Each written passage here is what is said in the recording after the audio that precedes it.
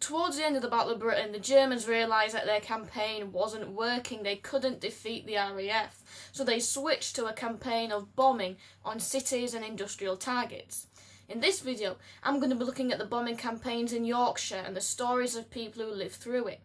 Now, there were lots of places bombed in Yorkshire and throughout the war, but I'm only going to be focusing on just a few of them for the sake of brevity. So let's look at this part of Yorkshire's hidden history. Churches, banners, kings and queens, factories and big machines, castles, forts and in-betweens are stories that are told. There were two main aims of the Blitz. One was to knock out industrial centres and so harm Britain's war effort, and two was to so utterly destroy the morale of the British people that they would be forced to enter into negotiations with Hitler. One of the first targets in Yorkshire was Sheffield, and in December 1940 it experienced the full force of the German bombing campaign.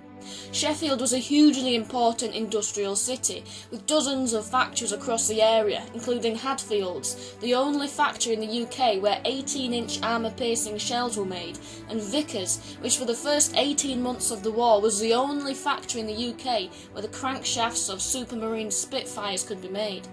As such, it was a hugely important city for the war effort, and the steelworks and factories were a natural target.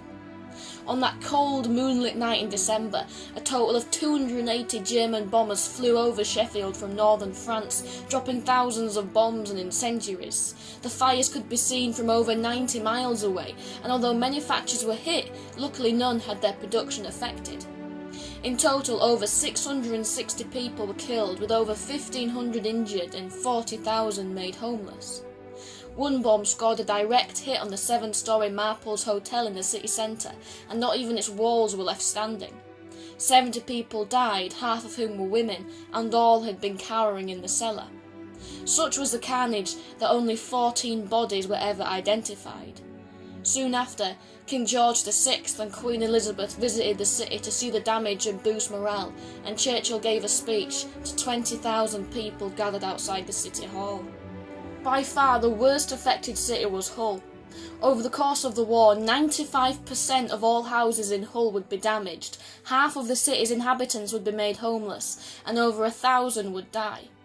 Though we often think of the bombing campaign as starting in September 1940 on London, Hull had actually been bombed since June 1940 and would continue to be bombed right up until 1945, a total of 82 separate raids.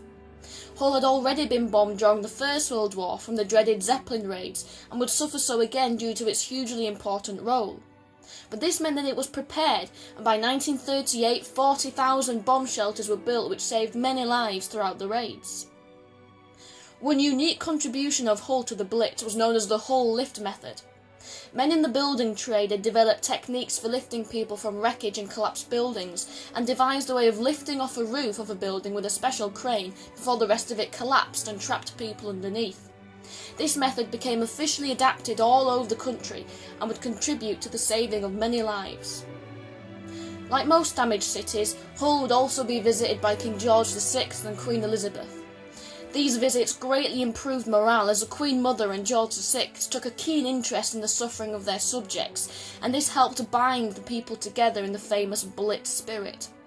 Because in the news, Hull was only referred to as a northeastern town, the Hull Blitz sadly does not receive as much attention as others, and so can be seen to be something of a forgotten Blitz. What is perhaps most tragic about the bombings in Hull is the fact that they occurred right through the war, the last being in March 1945, even when defeat was inevitable for Germany.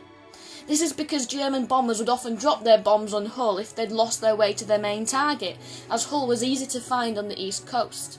During the raid of March 1945, there was widespread confusion as nobody expected a raid to take place that late in the war. 12 people, most of them children, died as the bombs fell whilst they left the Savoy cinema.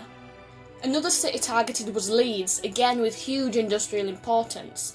In March 1941, around 65 people were killed during a raid which damaged buildings all over the city centre. When a bomb hit the city museum, numerous artefacts were lost, including an Egyptian mummy and a stuffed tiger. The city would be targeted throughout the war, and there was one huge sign of importance which was cleverly hidden: the Avro factory, in what is now the Leeds Bradford Airport.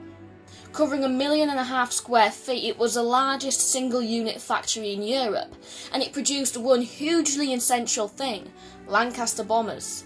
It was hidden by having the roof covered with grass and the surrounding area filled with fake hedgerows, sheds, and even a duck pond.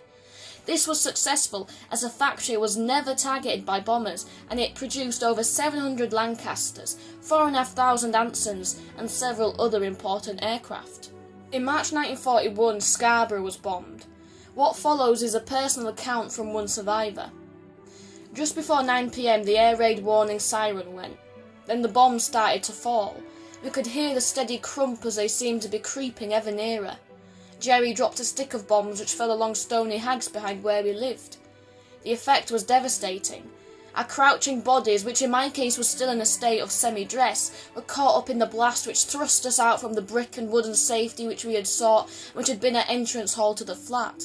The tremendous whoosh, which I will remember to the day I die, seemed to take the last vestige of air from our lungs, yet lifted us and propelled us backwards down the steps, over the wooden gate, across the road to deposit us in a heap outside the front door of the house opposite. The bomb blast had left me temporarily deaf.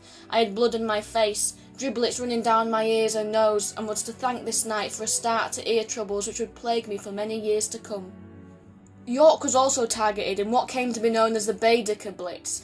This was an attempt in 1942 to combat the increasing effectiveness of RAF raids over Germany by targeting sites of historical and cultural importance in the hope that this would break morale.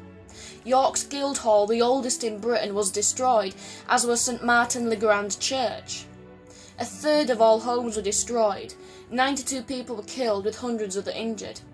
At this point, it's worth looking at the tremendous courage and sacrifice of the thousands of people who formed the air raid protection wardens, civil defence personnel, fire crew, medical staff, and the countless others who were called upon night after night to salvage life from the rubble. Made up of volunteers, these were men and women who had a crucial role in organising and aiding the defence of towns and cities all over Yorkshire against the bombers. That's all I've got time for today. Now, there were literally hundreds of bombing raids all over Yorkshire, and I haven't mentioned places like Huddersfield, Doncaster, Wakefield, Bridlington, etc.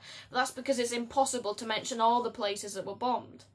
I hope you've enjoyed this video, and I hope that my inclusion of first-hand accounts has helped bring the stories to life a little bit.